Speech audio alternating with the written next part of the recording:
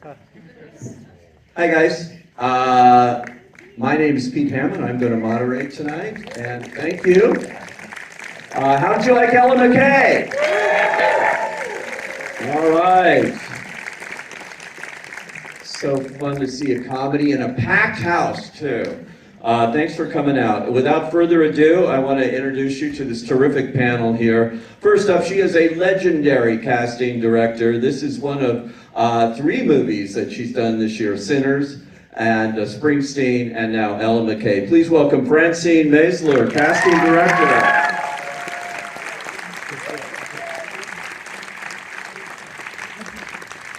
Hi there. And, okay, and now I'm going to introduce you to a bunch of actors here. They're terrific performances here. As Casey McCoy, please welcome Spike Fearn.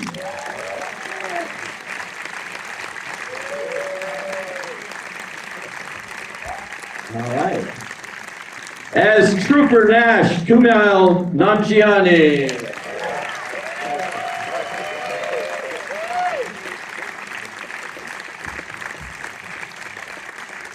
Oh, as Governor Bill, the one and only Albert Brooks.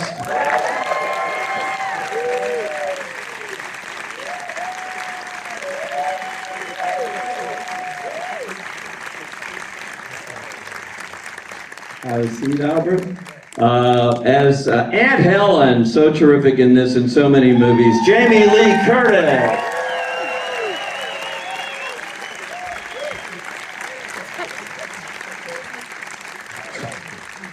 And as Ella McCay herself, please welcome Emma Mackey.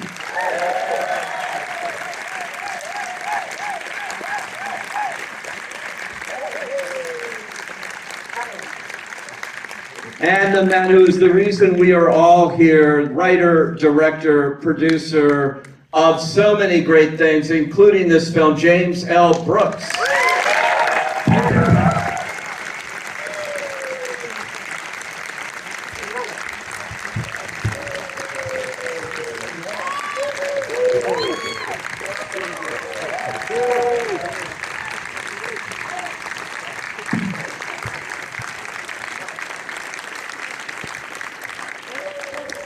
Nice. I think they liked it, Joe. Too. They did. Congratulations. This has been a great week for women governors. Of the real and fictional kind, I would add. The timing could not be better for this film, oddly enough. I don't know you planned it this way, but yeah. It is, your return to writing films after a while, after producing and doing a lot of other things too. What made you want to go back and tackle this particular story? I was really I hadn't written in a while, so I was sort of getting very upset over that. I had to just do something about it. Well, I think that's what we just saw here. What was it about this story? How did you come up with it? It's set obviously in 2008 at a different time than now, politically. I was doing political research of a sort, and then I met the governor and the governor's mate. And during the conversation, it came out that the governor had forgotten to thank her mate. And it was 6 years after the fact, and it was still an open wound. So that's sort of what got me to do it. Yeah, that was the key moment, I think. And your key character here, Emma, who's so wonderful playing this role here.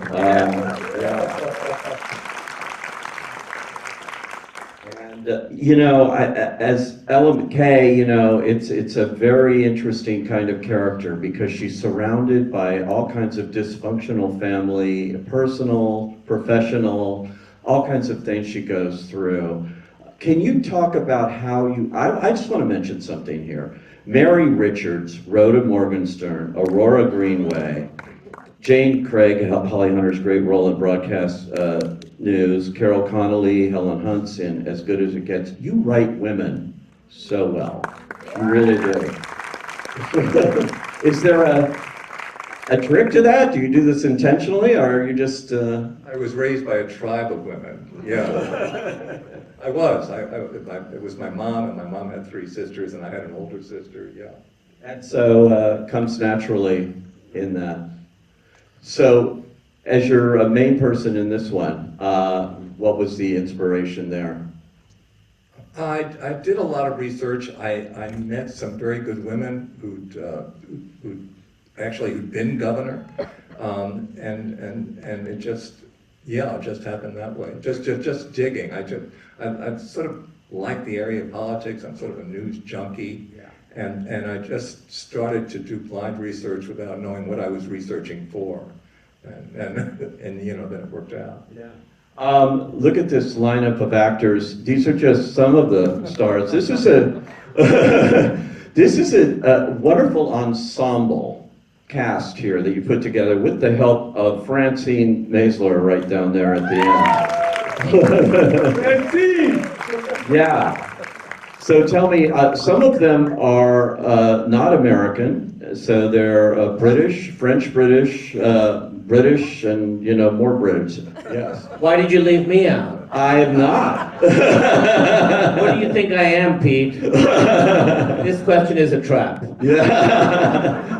Well, anyway, it's great. Yeah, I'll move on from that. Yes, I'll let you guess. Anyway, in terms of casting it, let's talk about Emma Mackey here. How did you come up with her for this role? Yeah. It took a long time. It took a long time, you know, and I was starting to worry whether I'd ever be able to find the right person. And then she walked in. Yeah. It wasn't that easy. It wasn't that easy? No, and then she walked in. Well, she walked in a few times. And when she walked in, what was that like? I mean, in terms of, she'd been in, we've seen her in several things, sex education and other things, but why did you feel she's the right one here? Well, the first time, she's an extraordinary actress, but we thought she was too pretty. So we asked her to come back the next day and take off all of her makeup. And she came back the next day and looked exactly the same.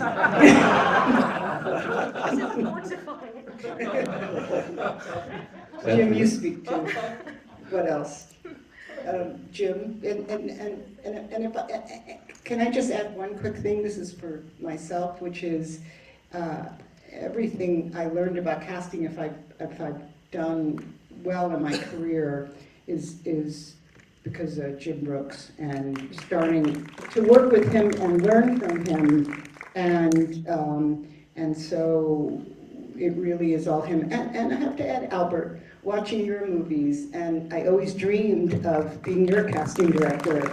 But Now you're telling me? but anyway, Jim, you speak to Emma. What you saw in her. It was apparent right away. I mean, I think the audition piece was the monologue where you cry, and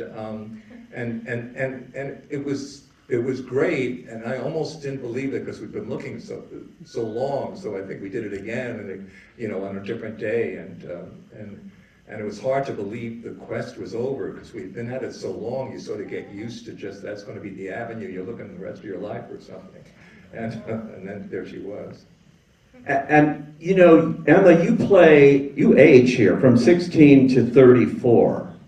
In a lot of movies, they would just cast a younger version. You're sort of in the middle between those ages. So, what was the big challenge of doing that and making it all as believable as you do? I had no idea. You know. Well, thank you. Well, it's quite rare to be able to play a character through different decades. I have to say, I do like the challenge of it. That's the word. Whoa. There's the physicality of it. There's the voice of it. There's the pitch of it, of course, which is fun to figure out. And then with the help of Ivana, our hair and makeup artist, and the beautiful, wonderful Anne Roth, our costume designer, who's a legend. And it just transformed the whole process so beautifully. You know, there was a story behind every item and a meaning behind everything that Ella had, and you know, her world and her wardrobe. So it was all of that, all of those things together.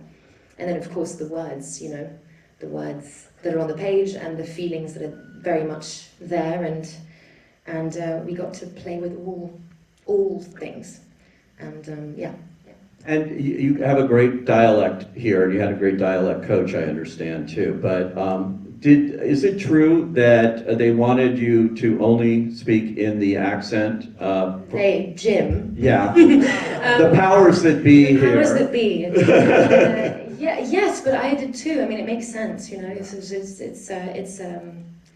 you want it to be convincing to, you know, and it's. But I do love it. I loved the challenge of it, and it was just great to just stick in it the whole time. It just makes it more, you know, fluid. And what about playing Ella McCay? She's somebody that's just so whip smart, and you know, and is so idealistic, and she's the kind of person you so want in American politics right now. She is. I'd go out and vote for you if you were real. But and you know, so playing that, but she's also so determined that, you know, what she's for too, that she's not a perfect person, which I thought was the interesting part of that. No, yes, well, you're right. She's not. No one is. Yes, she just felt very. Again, as you said, Jim knows how to write women, all types of women, and she was very alive and rare on the page, and felt like she has this great spirit and this great clarity and this determination. But there is also, of course, you know, there's clumsiness in that, and there are cracks and there are frays that exist in that clarity, and that was the whole. You know, we sort of had to honor that too, and it just felt like such a, yeah, it was very dense, and I got to really stick my teeth into it all. In some ways, Albert, she really reminds me, the character, a bit of Holly Hunter in Broadcast News, who you worked with in that film, and you know, there is some similarity, I think, a little bit to that. I don't feel that just because you said it. But if you think that, that's okay. Seems a little bit. Well, we're both smart people. Yeah, exactly, and dedicated to, you know, the I things. always thought more Mary Tyler Moore, if I ever said that to you, you know. And I always thought that with a good comparison also. Yeah. Jamie Lee Curtis, once again, steals every scene she's in, and thank God for Aunt Helen. Everybody needs an Aunt Helen. Everybody does need an Aunt Helen. But Aunt Helen she's quite the determined person here in this whole family dynamic. She's a truth teller. She's fierce and she loves her. Yeah. And I think that's crucial, right? To have somebody who loves you unconditionally, the way Helen loves you. And when you love somebody unconditionally, you can also tell them the truth unconditionally. And that's an important thing if we can have that. Most people don't. And then we lie to each other. And then we're in the mess we're in. So I love her sense of truth. Can I tell you one Anne Roth thing? Because you have to understand, first of all, James Brooks. You know what I mean? Like that's a big enough issue for me. And then he says, and Anne Roth. And I'm like, Anne fucking Roth is gonna be, I'm gonna be. So my first call with Anne Roth, she's in Connecticut or wherever she lives. And, you know, I'm calling Anne Roth and I call, hello? She goes, hey, honey, hi. Listen, I've read the script. I read the script like 100 times. So, do you think she was married? I just read it, you know? And I'm like, oh, no, she married. Yes, she was married once, you know, yes. Okay, here's what I'm thinking. She lives above the bar that she works in. But I think that when she got divorced, her husband asked her where his leather jacket was, and did she know where it was, and she lied, and said, no, I have no idea. And that she kept it to spite him, and that it's on a hook by the back door, and she wears it to go from upstairs, outside in the cold, downstairs to the bar where she works every day. So I think, how does that sound to you?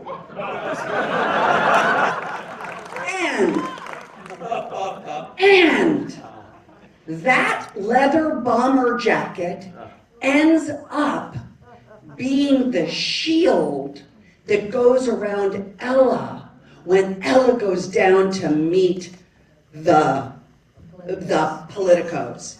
That is her shield, is Aunt Helen's leather coat. That's Anne Roth. That was not in the script, it has nothing to do, and yet that one leather jacket, we did not have a double, that was the arc of that woman as a costume designer, and what she brings, that level of integrity and intellect into a piece. And I've never told that story, I'm never gonna get a chance to tell that story. Anne fucking Roth. And for those who don't know who she is, by the way, next time you see the Barbie movie, you know the scene where Barbie's on the bench and she turns and looks at the woman and says, you know, you're so beautiful, and she's weeping, and the woman says, I know. That's Anne Roth. My first conversation with her was exactly the same. Yeah, we all had a leather jacket in this movie. Actually, Albert, I heard that you actually did give calls to Anne Roth about the exact look you wanted for Governor Bill, and ever the perfectionist in playing a role here. I had never worked with a costume designer who got so involved in character. She was, she just threw things at you. It was like pitching with somebody. And that's who she is. That's her legend. So we had great conversations. What was it about Governor Bill? He's an interesting guy. He's like a guy that likes to shake hands while she gives you all the smart policies, which is great. But he's a really good. I mean, there's that whole scene where she asked, "Are you my friend?" which I thought was really something. Yeah. Well, I think there's a lot of relationships in every profession, but certainly in politics, where younger people are driving it. The older person is the spokesman. I think of the Supreme Court.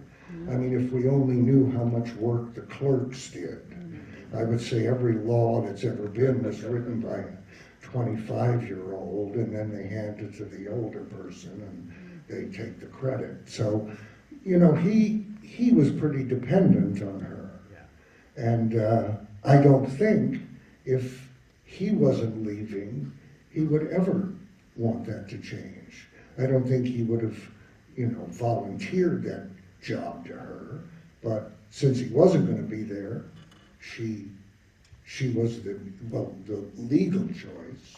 And it's a symbiotic relationship of, he's the front and she's doing everything till 5 a.m. And I think without that, a guy like Governor Bill doesn't function the same way. Yeah. So it's really needy. It's, he needs her, and she needs him to continue the career. What about working with James L. Brooks again? Well, when he took the music out of I'll Do Anything, I didn't know if I'd ever speak to him again. But you don't say no.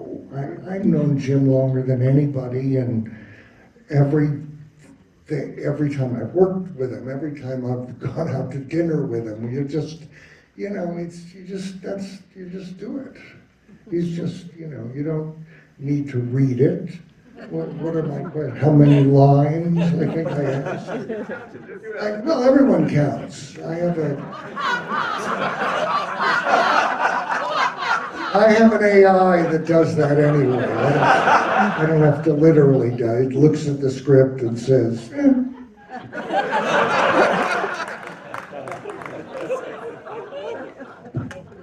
You don't say no to Jim.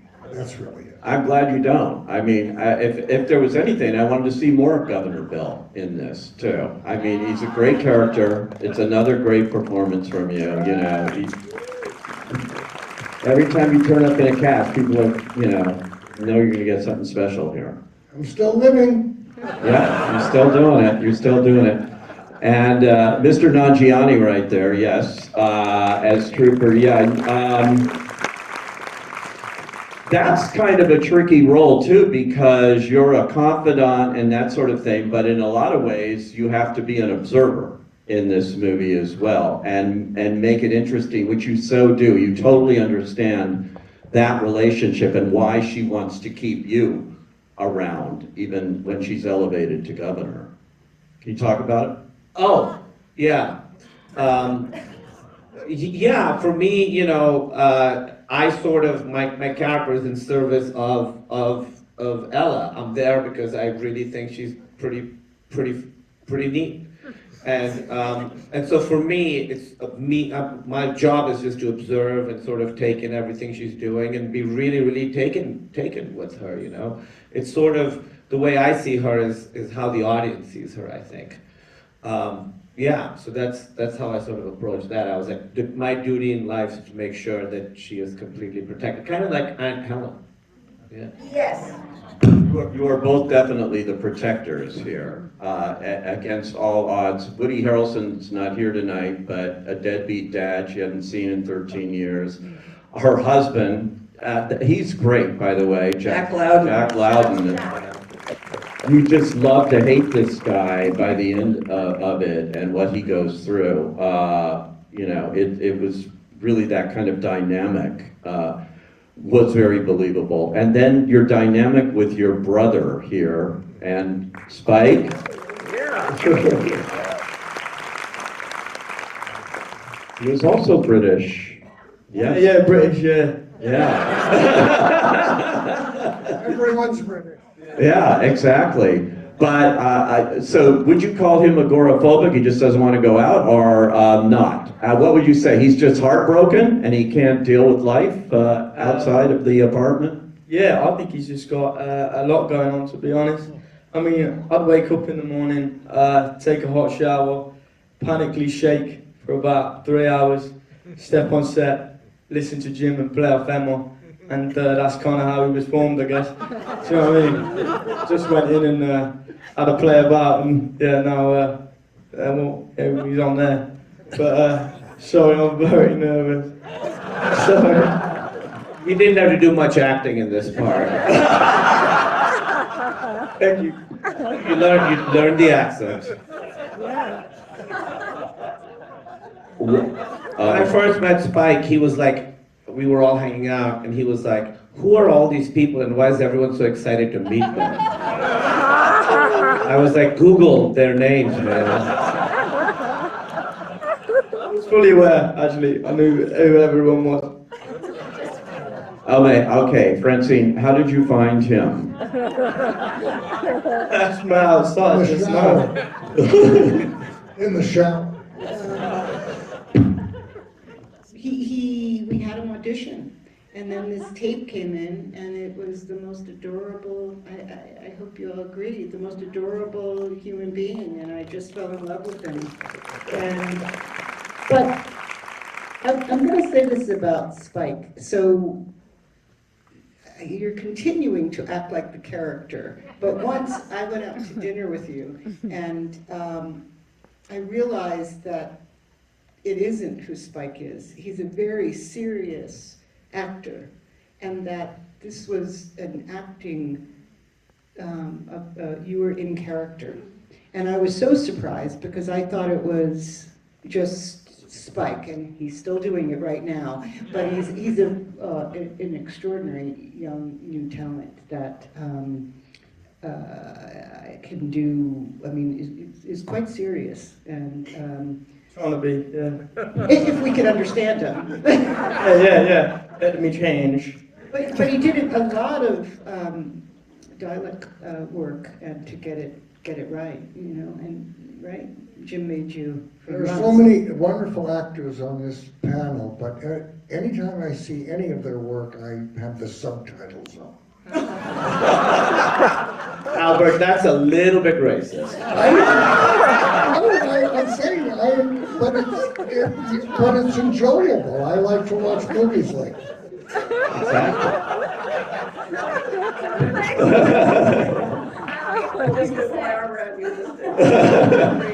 While you have your arm around her, can the two of you talk about a scene that a lot of people have seen before? This movie doesn't open until December, but we've seen it in the trailer, and I've seen it, and they just saw it in the movie, and it's when you're doing the screaming and all of that. And it's so fun to watch, but was it just as much fun to shoot that and just do that? And how much did you have to do there?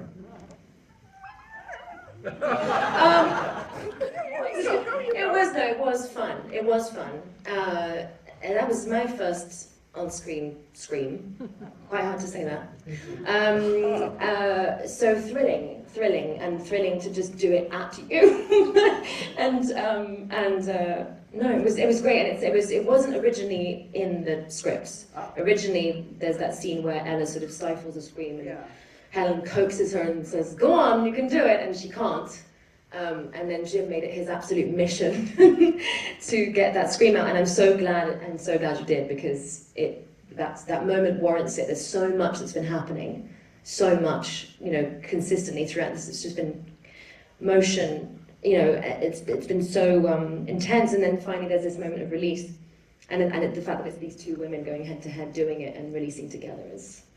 I think we all could use a big screen. I think, the country could use, and I think we're sitting on it. We're all sitting on it, and I think many people can relate to it, which is why I think Jim so understood that you can't tease it. You can't try to coax it out of her, and in the original scene, she's like, "Come on, you can do it," and she's like, I can't do it. But I think Jim understood that in a way, we are doing it for everybody, which is, remember Shrek, better out than in? Well, it's not dissimilar, do you know what I mean? It's like in Frozen, Let It Go.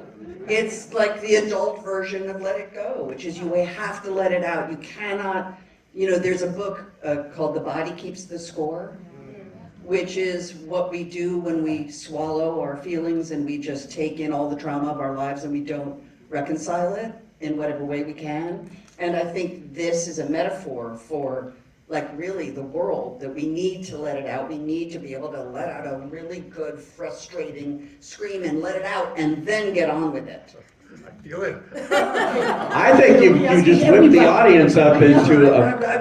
I'm not suggesting we do it as a group. Not a big group hug, group scream. I'm just saying I do think it's a metaphor that Jim understood as a filmmaker. Wait a minute, I've teed this up. I have to now, hit the home run. Yeah, it's like seeing a gun movie. You gotta, Right, exactly, sure.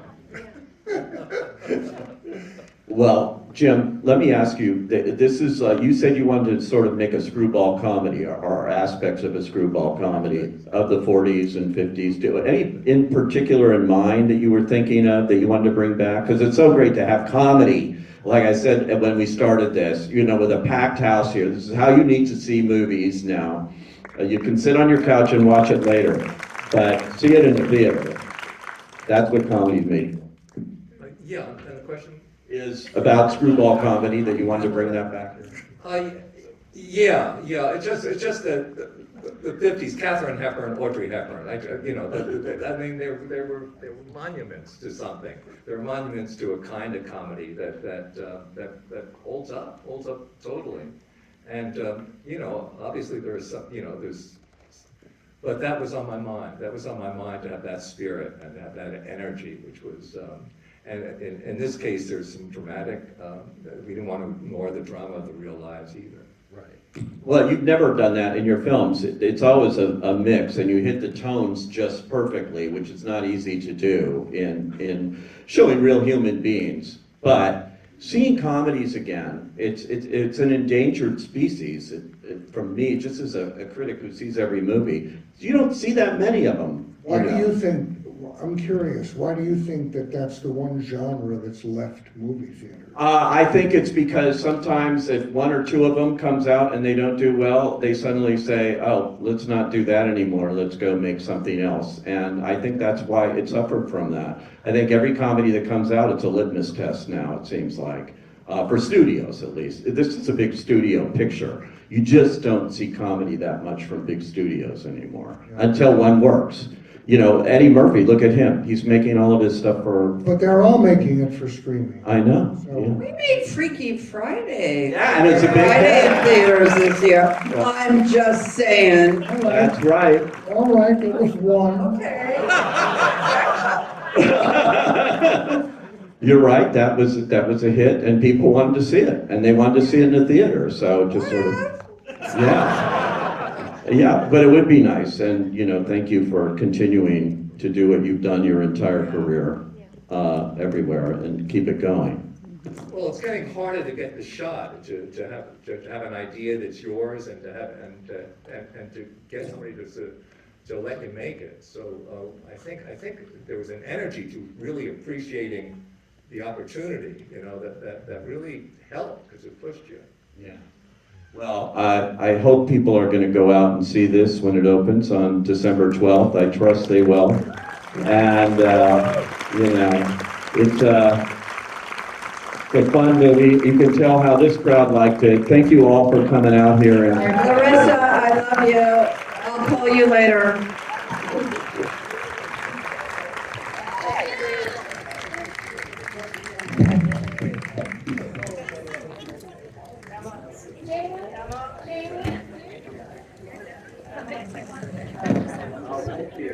Thank you.